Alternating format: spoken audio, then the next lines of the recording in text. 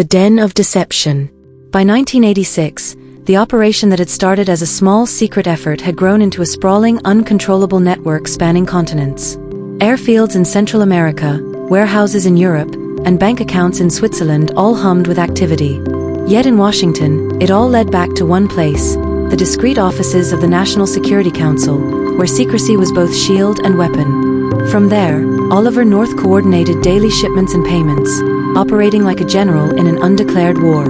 His phone calls and memos were encrypted, his meetings conducted in secure rooms or through couriers. To him, every transaction, every gun, every dollar, was a strike against communism. To the public, none of it existed. The White House outwardly maintained that the United States was not involved in any way with the Contras. President Reagan himself repeatedly assured the American people that his administration was obeying the law. Behind that promise, lies were carefully constructed and rehearsed. Flights left from secret airstrips in Honduras and Costa Rica, loaded with weapons paid for through the Iran deals.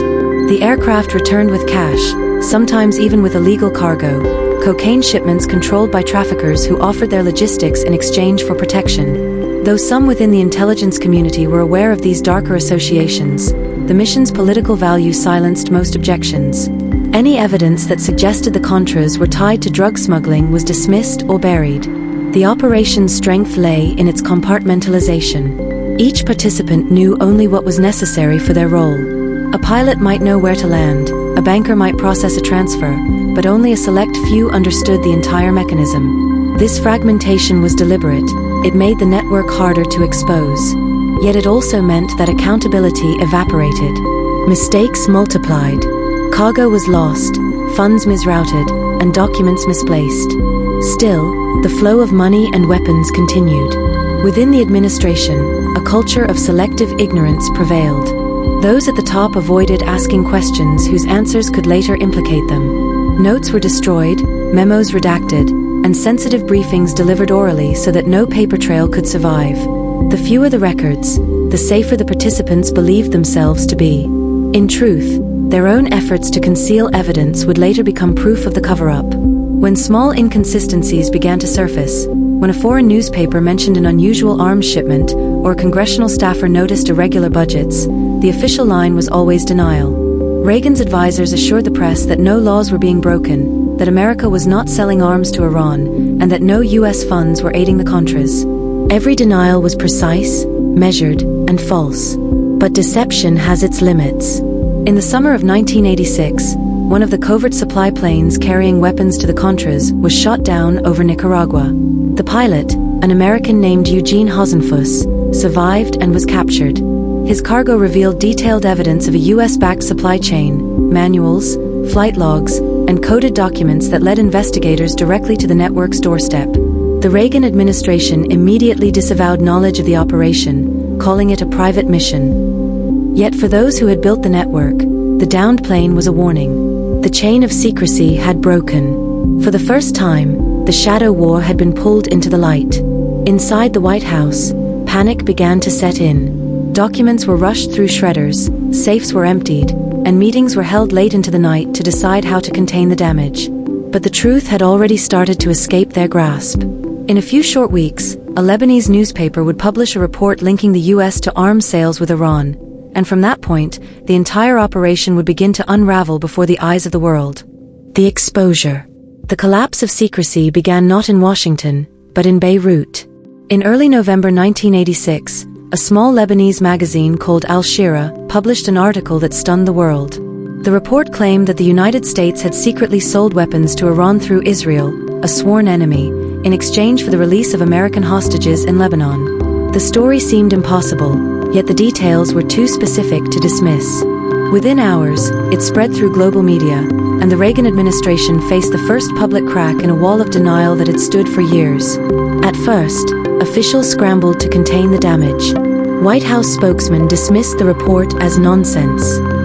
The president himself appeared before cameras, insisting that the United States had not traded arms for hostages.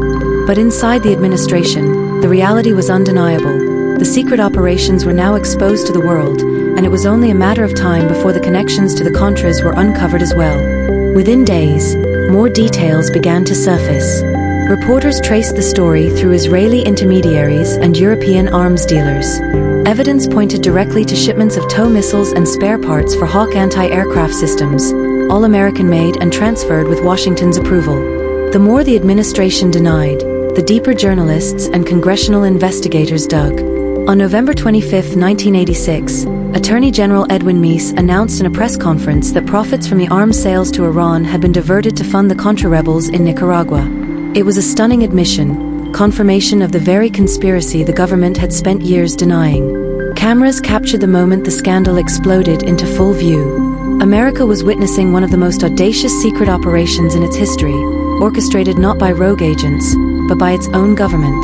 The reaction was immediate and fierce.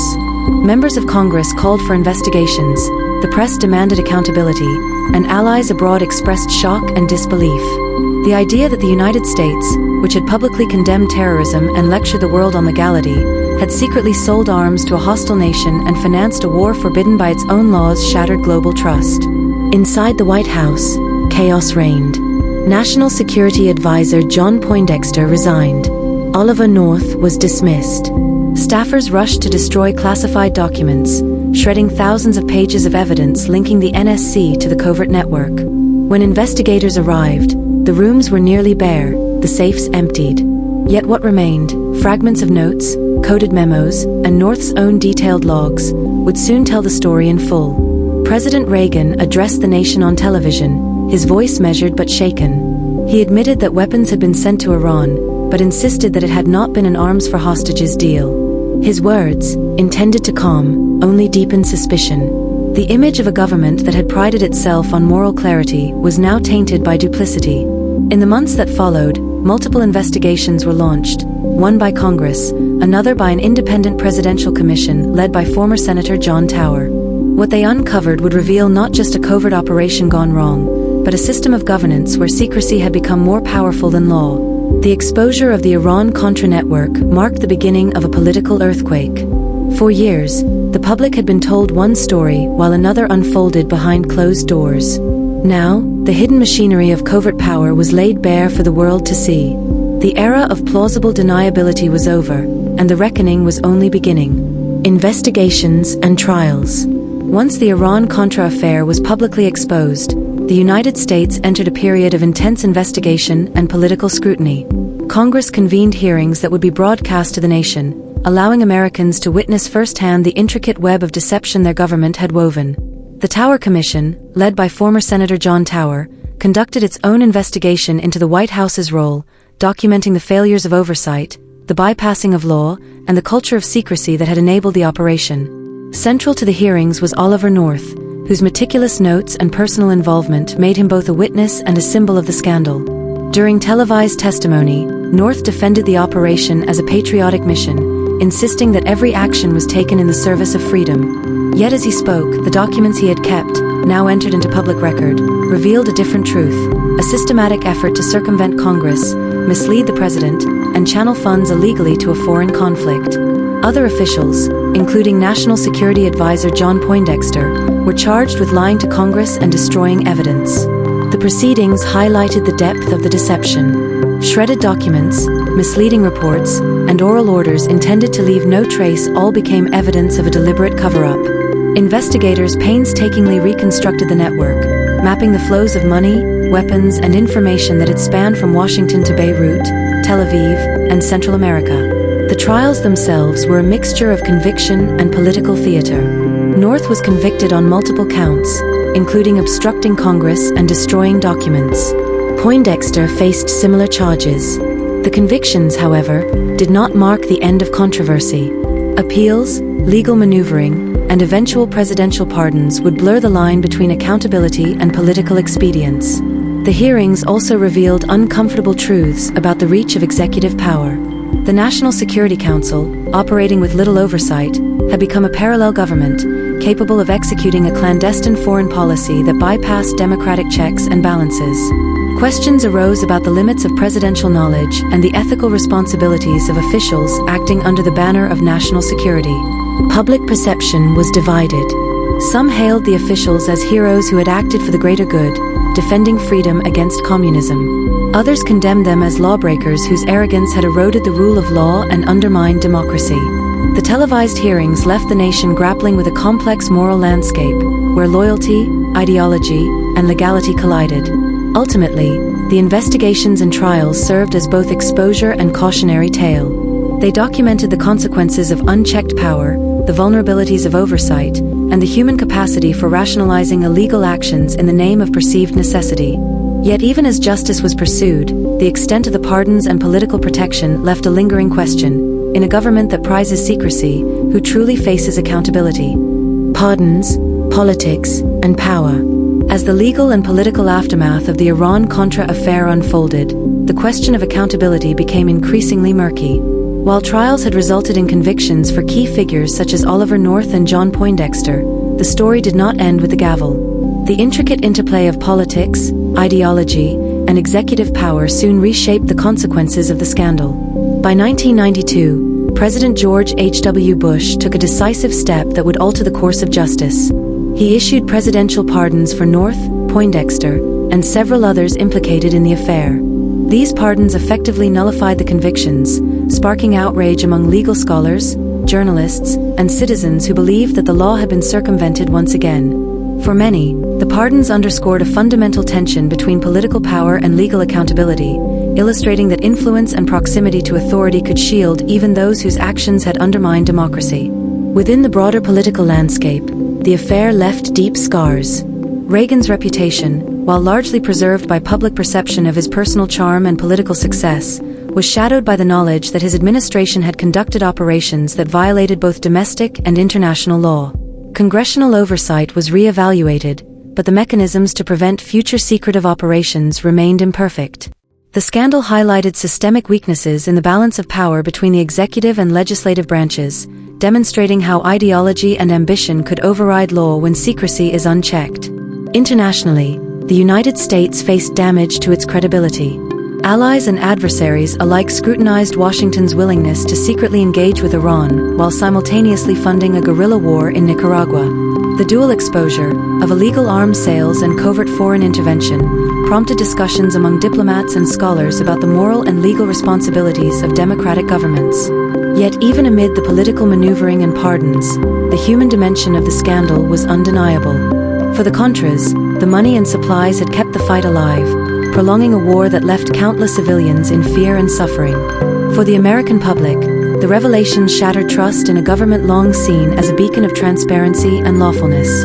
For those inside the administration, the affair was a lesson in the perilous allure of secrecy, patriotism, and the illusion of control. The Iran-Contra affair had thus evolved from a secret operation into a defining political crisis. Its legacy was not measured solely by legal outcomes, but by the enduring questions it raised about governance, morality, and the limits of power. The pardons, while legally effective, could not erase the facts or the lessons embedded in the scandal. Even as the world moved forward, the shadow of Iran-Contra lingered, a reminder that the structures of democracy are only as strong as the vigilance of those who uphold them. It was a moment that demonstrated the delicate balance between national security and accountability, and the consequences when that balance is disrupted. Legacy of a scandal. The Iran-Contra affair left an indelible mark on American history, reshaping both domestic politics and international perception. It exposed the vulnerabilities of democratic institutions, revealing how ideology, secrecy, and the concentration of power could override the very laws designed to restrain them. For the public, it was a moment of reckoning, an unmistakable lesson that even the highest offices of government are capable of covert actions that defy transparency, accountability, and ethical standards. The affair also transformed the discourse around executive authority. The National Security Council, once a purely advisory body, had functioned as a shadow government, capable of orchestrating a global operation beyond the scrutiny of Congress or the public. The operations demonstrated that secrecy could be both a tool and a weapon, enabling decisions that skirted legality while maintaining the appearance of patriotism. Historians and political analysts continue to study the scandal as a case in which national interest, personal conviction, and political expediency collided with law and morality. Globally, the repercussions were significant. Allies questioned the United States' reliability, adversaries seized upon the evidence of duplicity, and the intricate network of covert operations became a cautionary tale in international diplomacy. The world saw that a government's public narrative could conceal a far more complex and morally ambiguous reality, and that even democratic powers could be capable of clandestine maneuvering with far-reaching consequences. For the individuals involved, the affair defined careers, reputations, and personal legacies. Oliver North became a symbol of both patriotic dedication and controversial overreach. John Poindexter and others carried the weight of public scrutiny and legal challenge. For President Reagan, the Iran-Contra affair remained a blemish on an otherwise celebrated presidency, a reminder that the fog of secrecy often conceals both triumph and failure. Yet beyond the scandal, the Iran-Contra affair serves as a historical lesson, a mirror reflecting the tensions between power and accountability, secrecy and democracy, ideology and law. It reminds future generations that unchecked authority, even in the name of national security, carries consequences that reverberate far beyond the corridors of government.